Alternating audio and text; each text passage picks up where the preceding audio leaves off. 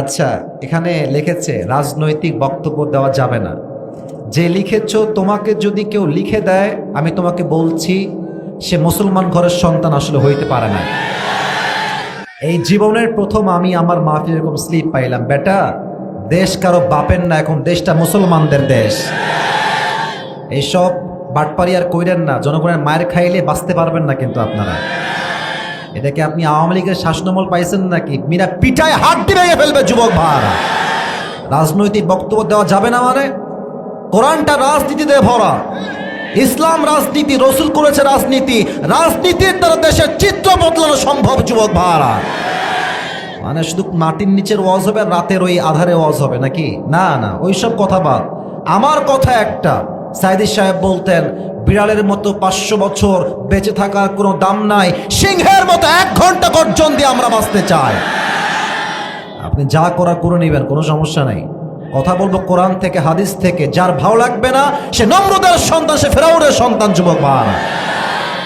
যে দিয়েছো, যে তোমাকে কেউ দিয়ে থাকে তাকে সাবধান করে দিবা। এটা আসিফ হুজুরের মাহফিল, বাড়াবাড়ি করে যুবকরা 1 চুল পরিমাণ কোনো ছাড় দেবে না। আর এখানে পুলিশকেই তো কেউ মানে না। এখন তো পুলিশকেই কেউ গুনে না যুবক ভাইরা, জনগণকে গুনবে কেমন করে যুবক ভাইরা? আমার যেটা মনে চায়, যেমন ভাবে মনে চায়, কোরআন থেকে হাদিস থেকে বললে আপনি শুনতে বাধ্য থাকবেন। প্রিয় ভাইরা, আমরা মাহফিলে রাজনীতি করতে আসি নাই, আমরা তাফসীর করতে আসছি, আমরা হাদিস থেকে কথা বলতে আসছি। তবে যদি আপনি শুধু আয়াতের তর্জমাই বলেন, তাহলে আপনি প্রকৃতপক্ষের মুফাসসির হতে পারেন নাই। আপনি হচ্ছেন 5 আটা মুফাসসির, যারা হক কথা বলতে ভয় পায়। না না, রাজনীতি মানে আমি আসলে কোন রাজনীতি দলের সঙ্গে জড়িত নই, আমি কোন রাজনীতি আসলে কিন্তু করি না, কোন দলে আমার নাম নাই। তবে হ্যাঁ, দেশে আগামীতে নেত্রী আসবে, তবে নেত্রী মানে মেয়ে নেত্রী না। আমাদের যে নেতা হবে সে পুরুষ হবে, আদর্শবান হবে, ইমাম হওয়ার যোগ্যতা রাখবে, খতিব হওয়ার যোগ্যতা রাখবে। সবাই ঠিক কিনা বলেন যুবক ভাই?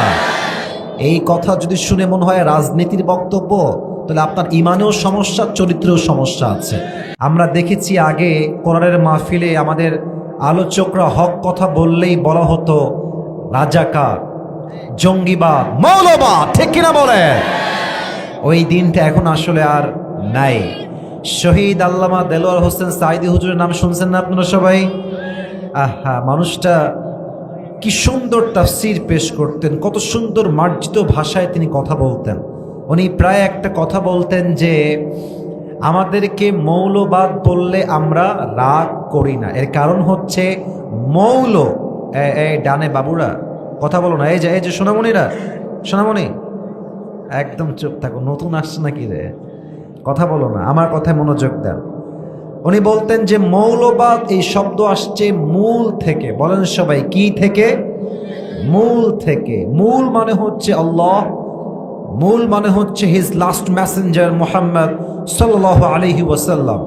মূল মানে হচ্ছে আল্লাহর কোরআন, মূল মানে হচ্ছে আল্লাহর হাবিব রসুল করিম সাল্লাল্লাহু আলাইহি ওয়াসাল্লামের হাদিস। এটাই হচ্ছে মূল। তো যারা আমাদেরকে মৌলবাদ